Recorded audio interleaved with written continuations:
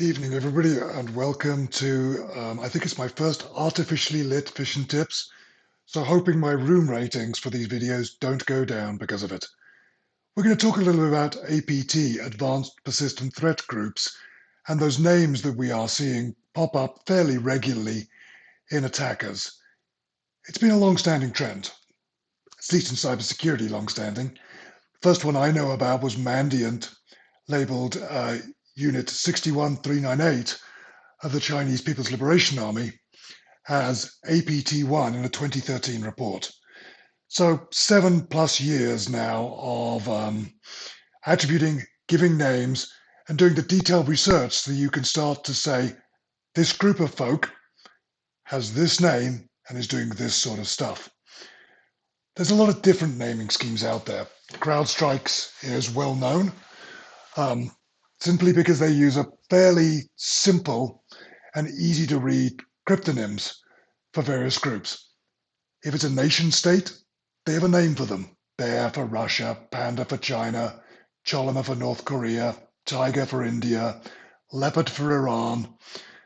And then also, if it's not a nation state, if it's an activist group, Jackal and Criminals of Spider. So we get names like Fancy Bear and Numbered Panda and Wizard Spider, crews of people that they have confidence, high confidence, that are working together.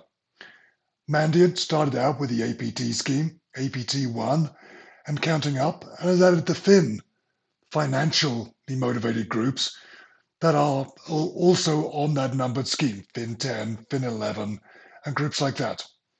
Microsoft has adopted chemical elements, zinc for the Lazarus group, platinum, holmium, and others, all associated with the groups. They don't have quite the claimed taxonomy that CrowdStrike has adopted to tie people together. So the names somewhat make sense. The names may or may not inform you of where they believe the adversary came from. That attribution is hard, however. Knowing that that group really is that group, and particularly where they're coming from, requires a lot of work, and it can be faked. Earlier on this year, there's a Iranian group known as Oil Rig that was almost certainly compromised by a different nation-state actor and was then launching attacks using their tradecraft, using their networks to provide absolute and plausible deniability, probably, about it. But their targeting shifted and it becomes suspicious. Attribution became a little less clear as to where it came from.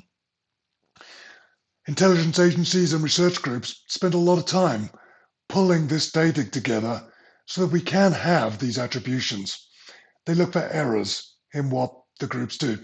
Did they put something in their code? Did they reuse something that was known from somewhere else? Did they leak something? It's not just the defenders who make mistakes. The attackers aren't perfect as well either, so we get to see what they happen. We look at their tradecraft, and we use tradecraft against them, looking at were there numbers, phone numbers associated with it. Some of the attribution from the APT1 was tied to phone numbers associated with the group that was seen that could tie them to physical locations in China. And then again, there's a confidence factor that has to be defined as you put this in. How confident are we that this is really tied together? And again, it's never going to be 100% clear. It is extremely hard to do it, but there are nation states using low impact wars to the extent that we now have kinetic warfare as a term for things that are different to cyber warfare. Why would we bother? Why do we need to know?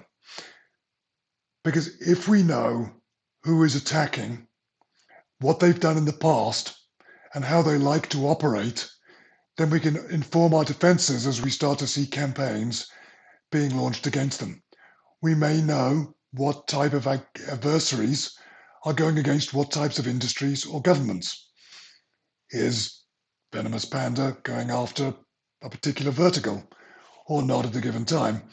And if they are, we can start to use the MITRE ATT&CK framework and their TTPs to tie back how we should be defending, what should we be looking for, and are there specific IOCs, indicators of compromise, that we can tie it back to. So those who don't learn from list history are doomed to repeat it.